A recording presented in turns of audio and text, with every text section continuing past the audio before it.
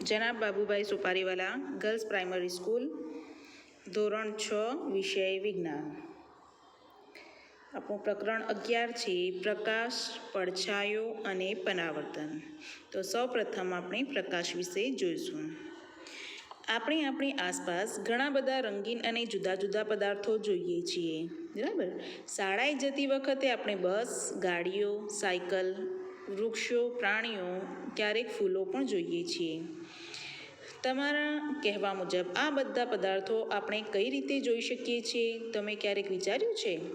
આ બધા સ્થળો વિશે જો તમે વિચારો તો રાત્રિના સમયે જ્યારે સંપૂર્ણ અંધારું હોય ત્યારે તમે શું તેને જોઈ શકશો? માની લો કે તમે સંપૂર્ણ અંધારાવાળા રૂમમાં જાઓ છો. શું કોઈ પણ વસ્તુને જોવું શક્ય છે? પણ જ્યારે તમે કોઈ મીણબત્તી સળગાવો કે ટોર્ચ ચાલુ કરો ત્યારે રૂમમાં રહેલી વસ્તુઓ જોવી શક્ય બને છે, ખરું ને?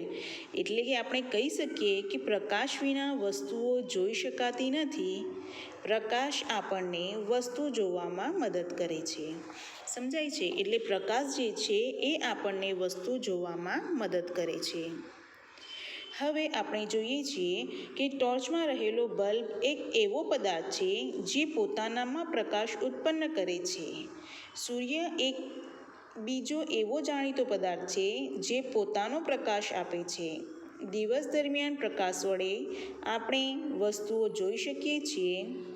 સૂર્ય જેવા પદાર્થો કે જે પ્રકાશ ઉત્પન્ન કરે છે તેને પ્રકાશિત પદાર્થો કહે છે.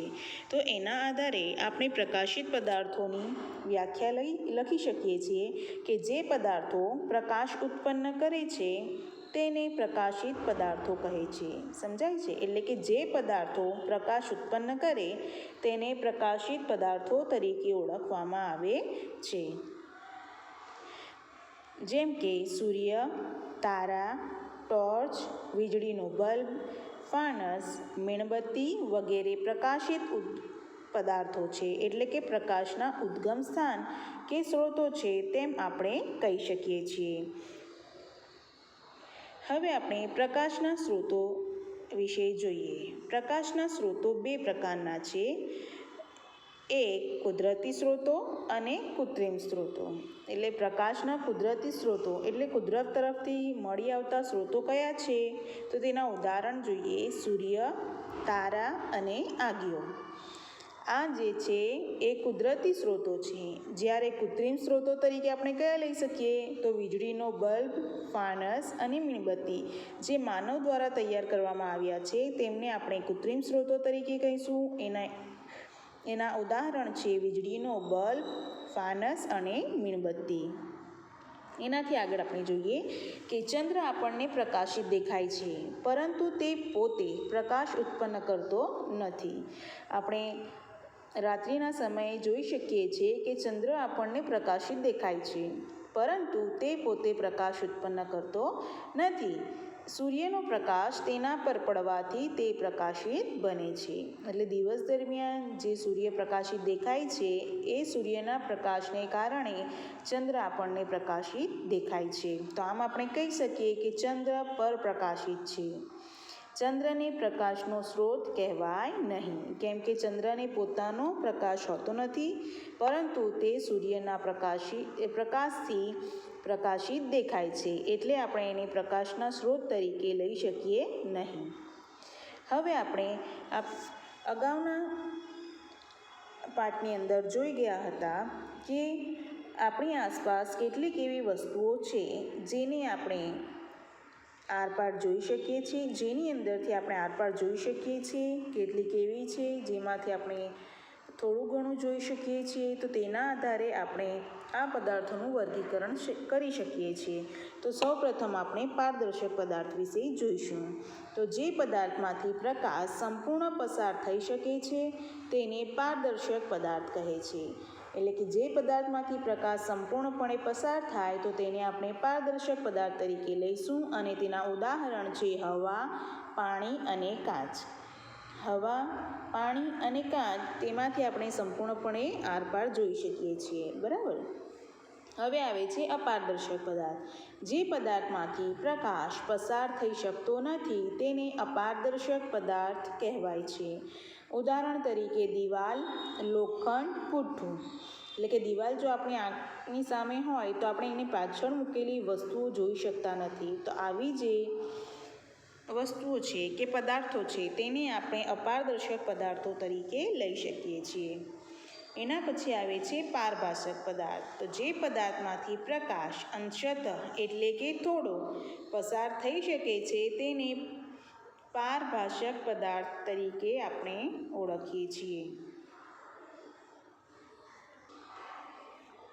આપણે પારભાષક પદાર્થ જોઈએ કે જે પદાર્થમાંથી પ્રકાશ અંશતઃ એટલે કે થોડો પસાર થઈ શકે છે તેને પારભાષક પદાર્થ તરીકે ઓળખીએ છીએ.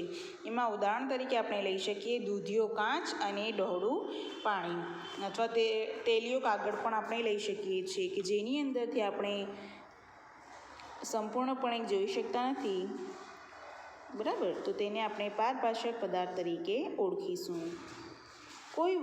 જ્યારે પ્રકાશિત પદાર્થનો પ્રકાશ કોઈ વસ્તુ પર પડીને આપણી આંખ સુધી પહોંચે છે ત્યારે વસ્તુ આપણને દેખાય છે. આમ વસ્તુ દેખાય તે માટે વસ્તુ પર પ્રકાશ પડવો ખૂબ જ જરૂરી છે. જ્યારે આપણે જોઈ શકીએ છીએ કે પ્રકાશિત પદાર્થનો પ્રકાશ કોઈ વસ્તુ પર પડીને આપણી આંખ સુધી પહોંચે છે ત્યારે જ આપણને તે વસ્તુ જોવા મળે છે. એટલે કે આપણે શોર્ટમાં કહી શકીએ કે જ્યારે આપણે કોઈ પણ વસ્તુને જોઈએ તો તેના ઉપર પ્રકાશ પડવો ખૂબ જ જરૂરી છે, તો જ આપણને તે વસ્તુ દેખાય છે. હવે આપણે એના આગળ જોઈ શકીએ છીએ કે આપણી આસપાસ એવી કેટલીક વસ્તુઓ છે જેનો આપણે પડછાયો એટલે કે શેડો મેળવી શકીએ છીએ, બરાબર. તો એની વ્યાખ્યા આપણે શું લઈ શકીએ કે પ્રકાશના કિરણના માર્ગમાં અપારદર્શક વસ્તુ આવે તો પ્રકાશના કિરણો તેમાંથી પસાર થઈ શકતા નથી. આથી વસ્તુની બીજી બાજુએ અપ્રકાશિત વિસ્તાર રચાય છે તેને પડછાયો તરીકે ઓળખવામાં આવે છે. એટલે જ્યારે પ્રકાશનું કિરણ એ સીધી રેખામાં ગતિ કરતું હોય છે અને તેની વચ્ચે અપારદર્શક વસ્તુ મૂકવામાં આવે તો એ પ્રકાશના કિરણો તેમાંથી પસાર થઈ શકતા નથી અને બીજી બાજુએ એ અપ્રકાશિત વિસ્તાર રચાય છે તેને આપણે પડછાયા તરીકે ઓળખીએ છીએ. એટલે કે એને આપણે શું કહીશું? પડછાયો.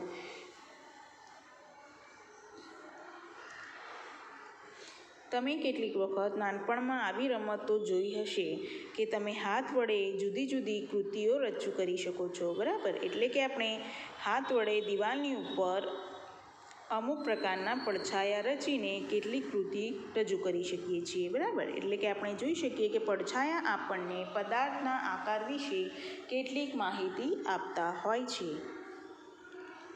પડછાયો જોવા માટે પ્રકાશ, અપારદર્શક પદાર્થ અને પડદો હોવો ખૂબ જ જરૂરી છે. પડછાયો હંમેશા પડદા પર મેળવી શકાય છે. પડછાયો જો આપણને મેળવવું હોય તો તેના માટે પડદો ખૂબ જ જરૂરી છે. કોઈ વસ્તુનો પ્રકાશ તે વસ્તુ જેવા જ આકારનો હોય તેવું હંમેશા ન બને. આપણે જોઈ શકીએ છીએ કે જે કોઈ વસ્તુનો પડછાયો છે તે વસ્તુ જેવા જ આકારનો હોય તેવું શક્ય નથી. તેના માટે અહીં આપણને એક ઉદાહરણ આપ્યું છે કે જુઓ, પ્રકાશના માર્ગમાં રૂપિયાનો સિક્કો પહોળી બાજુ સામે રહે તેમ મૂકો તો તેનું પ્રતિબિંબ ગોળ મળે છે. જો આપણે જોઈએ સિક્કાની વાત કરીએ, જો એનું આપણને પ્રતિબિંબ મેળવવું હોય તો આપણે શું કરીશું? એને સિક્કાની પહોળી બાજુએ આપણે રાખીશું તો આપણને તેનું પ્રતિબિંબ ગોળ મળશે. પરંતુ સિક્કાની ધાર સામે રહે તેમ મૂકો તો પડછાયો ગોળ મળે નહીં. વળી સિક્કાને ફેરવતા જશો તેમ તેના પડછાયાનો આકાર પણ બદલાતો જશે. સમજાય છે? એટલે આ જે આપણને પ્રતિબિંબ કે પડછાયો મળે છે તે તેના આકાર જેવું જ હોય એવું શક્ય નથી. જેમ આપણે અહીં આપણે જેમ કે તેની ધાર કે એની સિક્કાની બાજુને આપણે જો ગોળ ગોળ ફેરવતા જઈશું તેમ તેમ તેના આકારમાં પણ આપણને ફેરફાર થયેલો જોવા મળશે. આમ પડછાયાને કારણે સૂર્યગ્રહણ અને ચંદ્રગ્રહણ જેવી ખગોળીય ઘટનાઓ બનતી હોય છે. એટલે પડછાયા માટે એટલે સૂર્યગ્રહણ અને ચંદ્રગ્રહણ જેવી ખગોળીય ઘટનાઓ શેના કારણે રચાતી હોય છે? આ પડછાયાને કારણે થતી હોય છે. આ બધા જ મુદ્દાઓ તમે તમારી નોટબુકમાં ફરજિયાતપણે લખશો. Thank you.